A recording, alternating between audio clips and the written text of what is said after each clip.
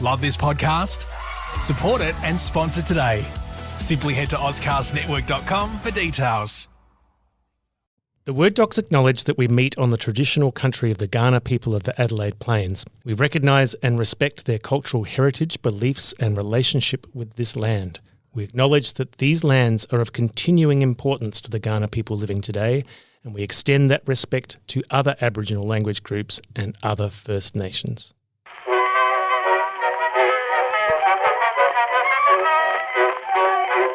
Why don't you write when you don't need money, honey? That would certainly make a hit. Welcome to Word Docs. We're back today. I am your host, Dr. Amy Matthews, and I'm here today with Dr. Sean Williams. I'm trying so hard not to laugh. Sorry. You had one job. One job was One to say job, hi. Sean. Hi. Hi. And we're also here with Dr. Alex Vickery-Howe. Hello. Not laughing. No, very serious. Very serious today. Have you done your homework? No, but that's No. what you do. You mask it with an air of professionalism. Yeah. But then you confess it. The Or masking you're is- outed. I'm outed every time. Look, the Dolly Parton musical was worth it. Right, that's good to know. Okay, well, today what we're doing is continuing our series of talking exegetically. And Word Docs Mastermind.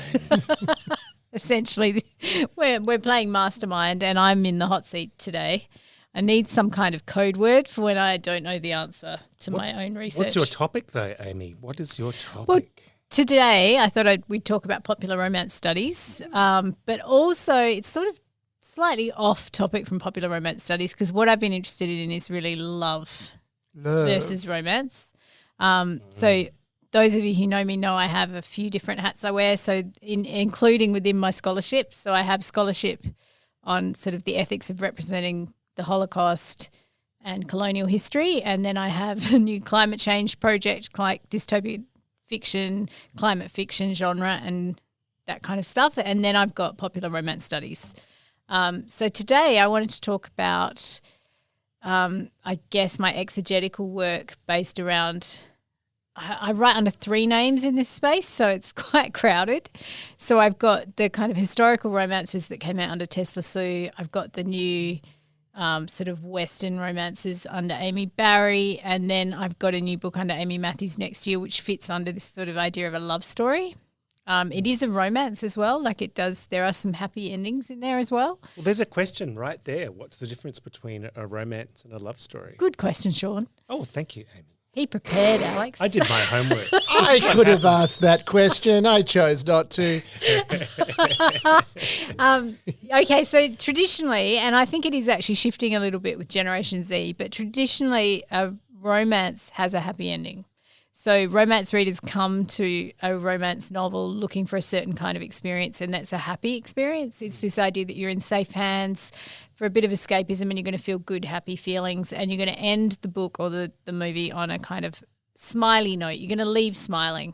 Does right? Endorphin rush. Does the Yeah. happy ending endorphin rush necessarily mean the couple gets together? Yes, in a romance, absolutely. Okay. So- Not always with a marriage, though. Is it? No, they now have what they call happy for now. So you can have a happily ever after. Back in Jane Austen's time, it would have been a marriage, but these days it can just be like a happy for now, Like for a day. Yeah, or you think about for a day. Well, yeah, the There's an idea ending. is They were happy for a day, That's full it. stop. Like butterflies, and then they were dead. then they were Relationship's dead, over. and then we head more into Alex and Sean territory there. Well, Alex's end of the world. That's right. But There's happily. no more butterflies at all. But the idea is that you're ending on a feeling. Right. And it's that lovely feeling of being loved and being in love. That's the idea behind a romance. Whereas a love story doesn't have to have a happy ending. So most Nicholas Sparks books, things like Gone with the Wind, Casablanca, like you could think of lots of them, of these kind of love stories. Of Time Traveler's Wife is one of them, where it's a really roller coaster story. Shakespeare in Love. That would be another one, I think, that film, if anyone remembers that. What about My Best Friend's Wedding? Because they don't get together. Yep, that's not even a love story. No, it's a stalker just story, really, like- isn't it? Yeah. What about Die Hard, Alex? But it does have a happy It's ending. about a relationship. But it's not a happy ending of a couple getting together. No, it's a happy ending of a friendship. And that would reaffirmed, I frustrate. suppose. Yeah, that would frustrate a romance reader. So they're going looking for a specific feeling. Now, recently on TikTok, there's been the Colleen Hoover explosion, and she is often classified by TikTokers, by booktalkers, as romance, but she doesn't. Her books don't always fit. In fact, most of the time they don't fit a romance definition because they don't always have. The couple might love each other, but they can't be together, and that in popular romance studies doesn't classify as a romance. Do people mind? Well, I think this is where things are shifting, right? Because I think Gen Z is maybe broadening their definition of what counts as romance, but it also is possibly that they have not been romance readers until now, because romance is the readership is getting younger, the demographic is shifting younger, Right. and you're seeing an explosion of rom-coms as well, like Emily Henry, Beth O'Leary. There's more Ali Hazelwood. Is that her name? I might have got it wrong, sorry, because I'm thinking of Noni Hazelwood now. Isn't it Noni Hazelhurst? I've No, got her there. So it is autograph. Hazelwood, Ali there we go. Hazelwood. I've got Noni's autograph. Well done. Yep. Is Life it a goal happy right ending? there. Yeah. She's alumni, right? She's Flinders alumni. really lovely. Yeah. They sound so shocked, like people. Yeah, as if Flinders someone are from not. play school would just be a monster, just behind the scenes, just big Ted, little Ted, I don't care. Oh, the Johns, they were The terrible. round window. Yeah, I'll shove your head through the round window. Sorry, we're going off topic. This is yes. a happy ending. So love stories don't have to have a happy ending. They're about a kind of intense love affair or romance that does not necessarily end with the couple together.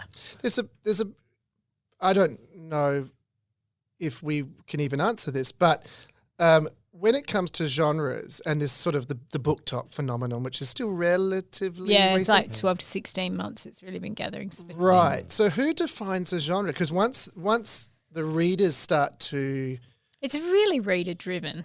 so if it's reader driven, then it's possible that the necessity of a happy ending may change over the next Yeah, it 10 may. years or something. Yes. It may.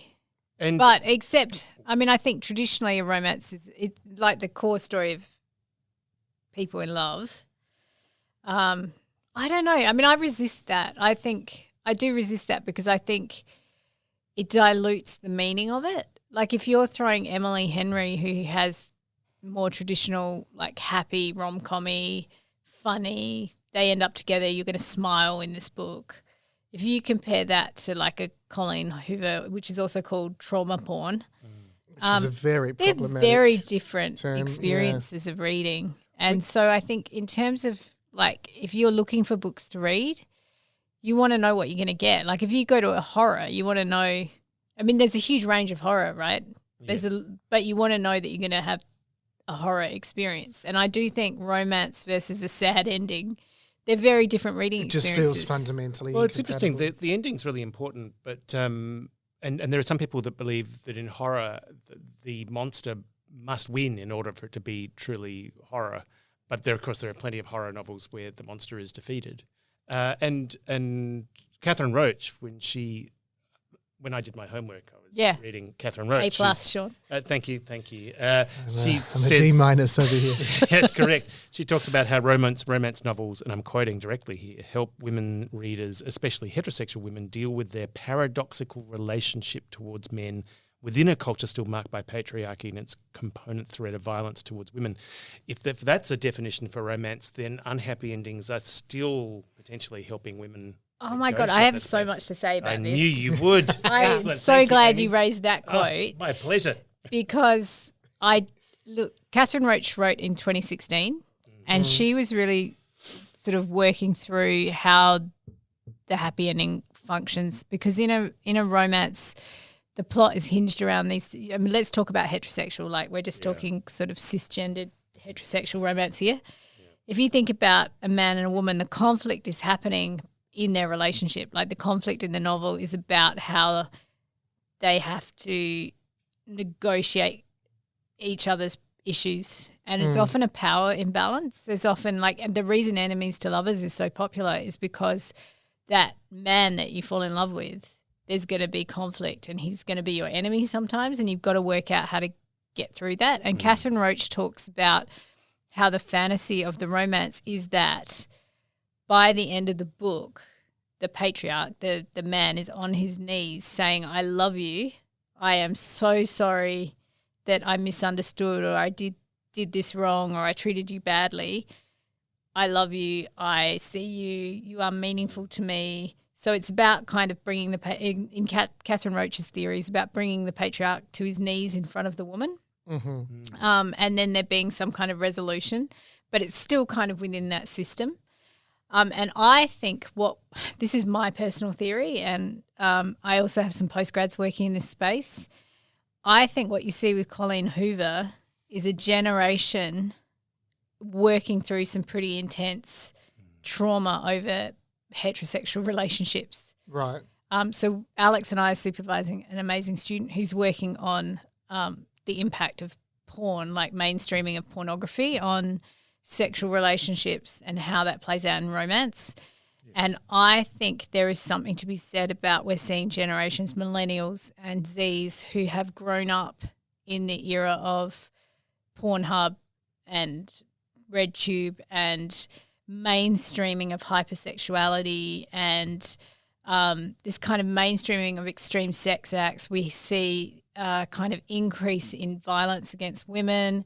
We're seeing women being killed by their intimate partners on a daily basis. We're seeing this incredible kind of soup of sexualized violence against women. And I think a lot of young women, and again, I'm talking straight cis women, are experiencing love and romance as an incredibly fraught, potentially abusive space where there is a power dynamic playing out. And there's also a conflict between possibly their feminism and this kind of intimate space that is problematic in terms of power. Yeah. And what you're seeing that played out in a fantasy space as is trauma porn, is falling in love with a guy who's an alcoholic, or a guy who hits you, or a guy who is in prison, or a guy who they're often, like Colleen Hoover books particularly, are about men you cannot be with, that you might feel love and desire for, but because they are abusive or inappropriate in some way, you cannot be with them. Wow. So that's romanticising something. Well, I don't know that it's romanticising it, because they don't end up together. So I think what you're seeing is a kind of despair in these books that romance can't work in this situation. Whereas then you get Emily Henry, who I think a lot of these readers are reading both at the same time. They're reading Colleen Hoover and Emily Henry. And Colleen Hoover is acting out, oh my God, these are my greatest fears, and also maybe some of my worst experiences as a heterosexual woman. Yeah. But then I'm going to Emily Henry, where everything's candy-coloured and slightly technicolor, and it's got a happy ending, and the guy's really lovely, and it's like a possibility. And both of those are happening at once, and the readership is the same readership. Is one sort of catharsis and the other one aspirational or conciliatory? Yeah, I do feel like one's a salve or a comfort or a hope, right? Because otherwise it's too despairing. It's like salt and sugar on the table in front of you, isn't it? Have a spoon of that. What Catherine Roach is saying is, if you are a straight woman, you desire the enemy. And you're in this bind where your intimacy and your sexuality, and that's a hard way to put it, enemy, because obviously men are not our enemies. They're also in the patriarchy. They're also trapped in the system. Dating the Enemy, the film Julia Roberts, right? No, that's Sleeping with the Enemy. That's the Enemy. Incredibly dark. No, Dating the Enemy is Guy Pearce and Claudia Carver. Where they swap bodies. A very different story. Very different story. Yeah. So Bell Hooks says that female fantasy is often regarded as pure escape, but what you're talking about here is not pure escape at all. So romance is a place for heavy topics, obviously. Yeah, so Bell Hooks is critiquing that. She's saying that people like to dismiss female fantasy, that male fantasy is seen as having a kind of weight, or it can create the world, right? Whereas female fantasy is often dismissed, but a lot of power struggles have happened historically for straight cis women within this domestic sphere or this intimate sphere or within the bedroom. Hidden. And so it makes sense that romance is where a lot of the work is being done in a fantasy space to kind of process being. And then, so it often happens on a very subconscious level. But, I really find romance fascinating because it is 50% of all mass market paperbacks sold. That's the thing that we keep coming back to. It is a that fascinates me. $1.7 billion industry. It just dominates the bestseller list. I mean, I think So last some of year those readers have to be men. romance grew by another 49% or something. And it's this massive industry that it is amazing to me it's invisible. Like, But sorry to cut you off, That's but they would have to be men. Patriarchy at work. I know. Alex, don't do your homework. Come in, have opinions. Have They're an badly opinion. informed.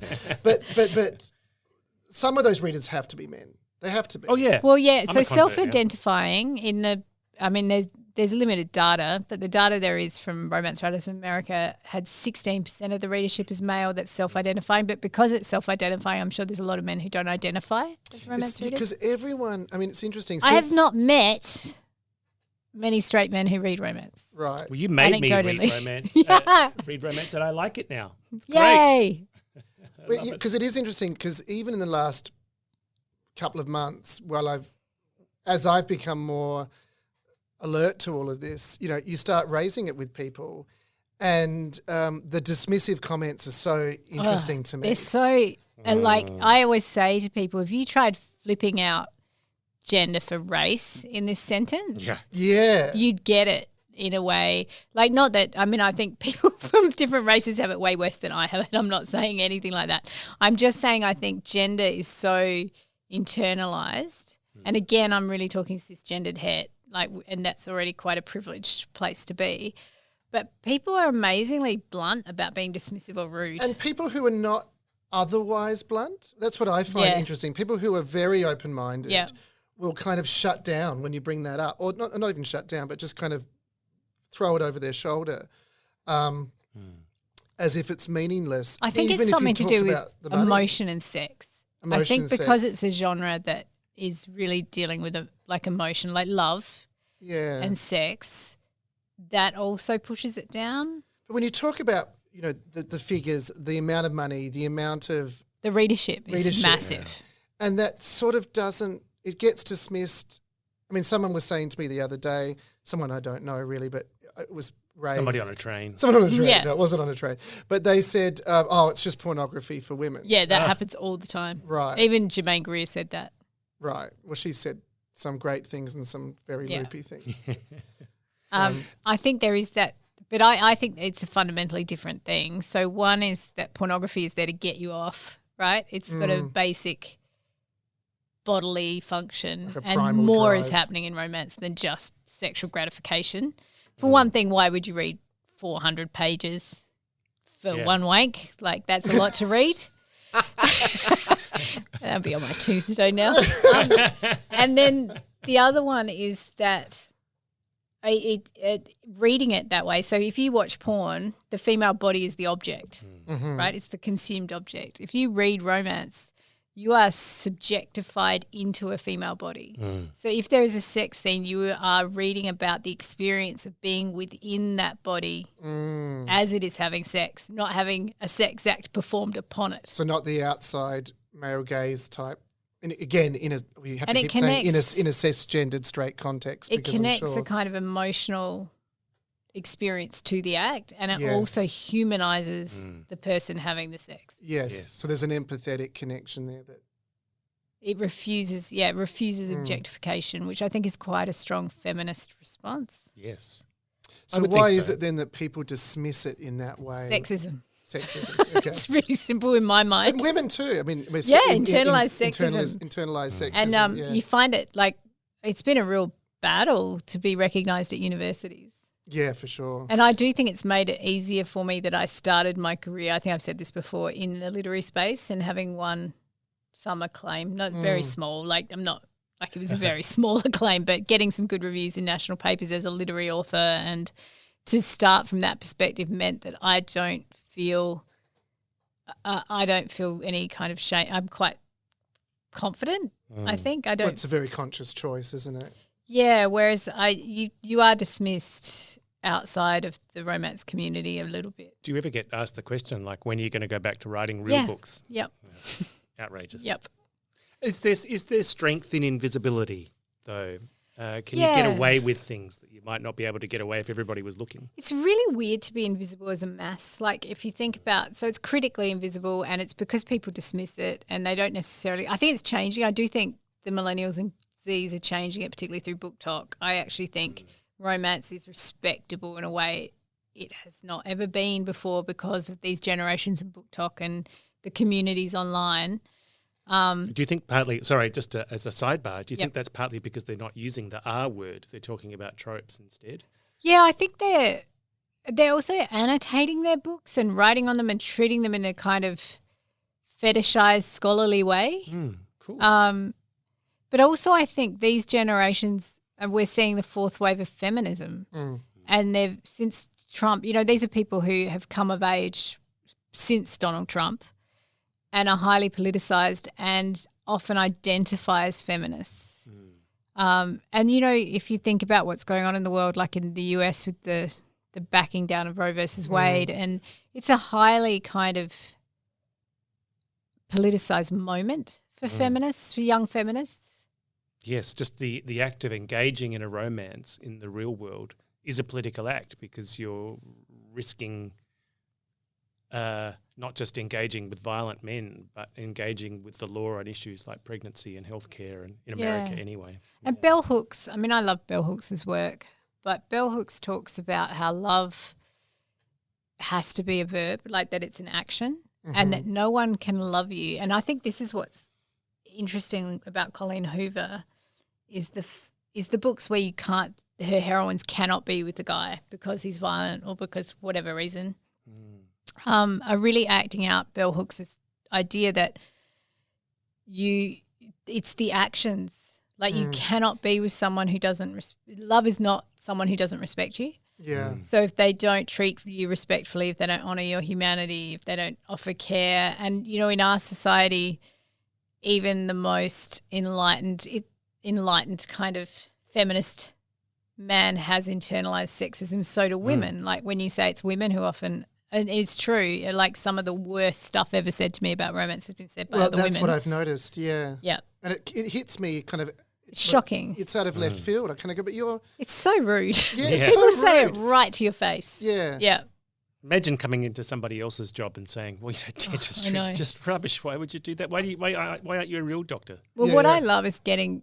Apologies to my dentist who I love. Philip, you're great. Who's going to come Philip. at you with Thank a you. drill? Yeah, no, please don't hurt me. What I love about teaching love and death when we teach horror and romance is getting students to write romance, and they come in often resistant and trying to say to them, this is one of the hardest things you will ever do because you have to have your craft down to write romance well. Because all you've got is character and these two characters and internal conflict, and you've got to sell that.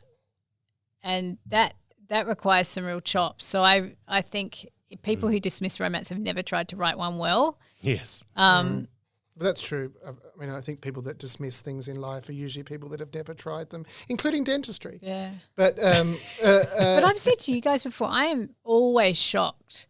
So Thomas Keneally said that there are only about, I can't remember what number he said, 4 or 6 writers in Australia who can make a living from their writing. And that is just not true. That's right. If you add in romance writers, I know some here in Adelaide, like a bunch. And also we have New York Times bestsellers in Australia that no one's ever heard of, including our own Sean Williams, but everyone's heard of Sean. But we have people in romance, who are USA Today bestsellers, who are New York Times bestsellers. I've got a friend here in Adelaide, Trish Morey, who writes romance. It's lovely. And she has sold now, so I think when I introduced it to Alex, she'd sold 7 million copies worldwide, but now it's up to like 11 million or something. So how is she not known? And how many invites to Writers' Week has she had? None. None at all, which I think is an absolute disgrace. It's so bizarre because it sort of gets to the point where you're critiquing facets of human experience on some kind of bizarre hierarchy. And what's especially weird about that is you're putting romance and connection down on that hierarchy. Yes, under crime, under horror. Like, that's weird. I find that really strange. And the way sorry, Sean is coughing, so he's just taking a minute. He didn't die and walk out. That no, would be he's still there. You can hear him. He's fine. We'll tell you if he dies. what I find really interesting is when people critique romance as being unrealistic. And it's Such a deep cynicism. like, there. how many weddings do you go to? Like, people fall in love and get married all the time. Or is everyone at the wedding just going, That's oh, not this gonna won't last. last? 50% of it won't last. But also not only that, but at what point did it say it had to be realistic? Yeah. Like, I mean, is a Jack Reacher novels realistic? Apparently it's okay Exactly to talk how about I them. live my life.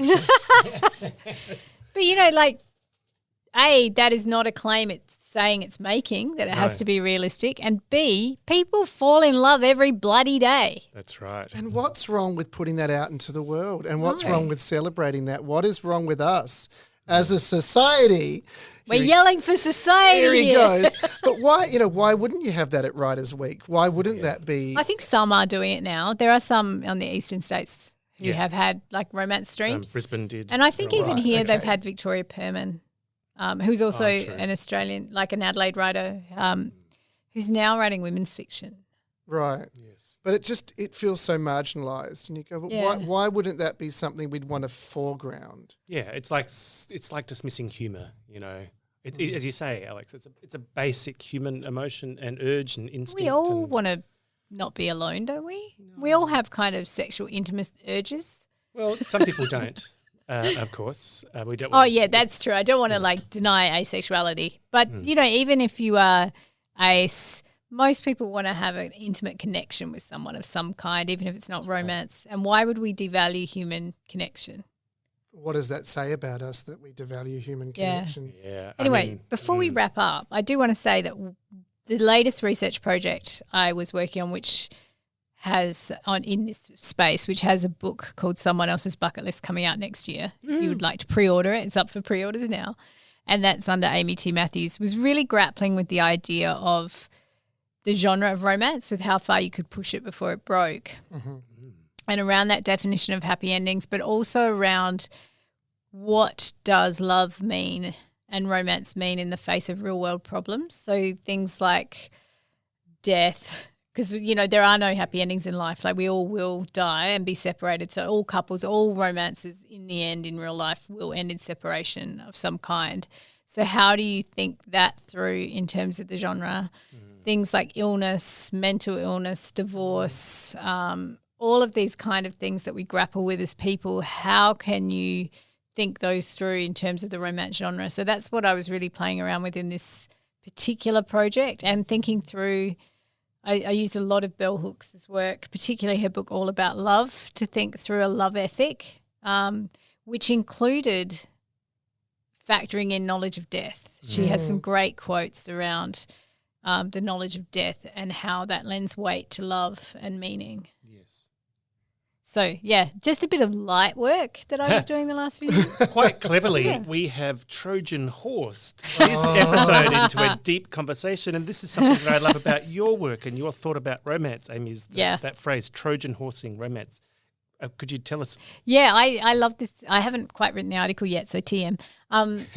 But the idea that I like to think about genre fiction as a Trojan horse for really big conversations, because I think most fiction that people dismiss as kind of silly or genre fiction or fluffy or light or that doesn't always get studied is often carrying really complex cultural conversation within it. Absolutely. I mean, I used to call it wire-tanting.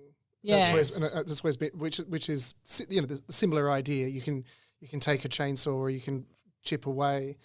And I always thought that was a given, but more and more I'm realising people don't see it that way. No, and I think you can come to it as a cultural studies scholar and read those things into it. But as an author, what I think about is what conversation am I having in this text?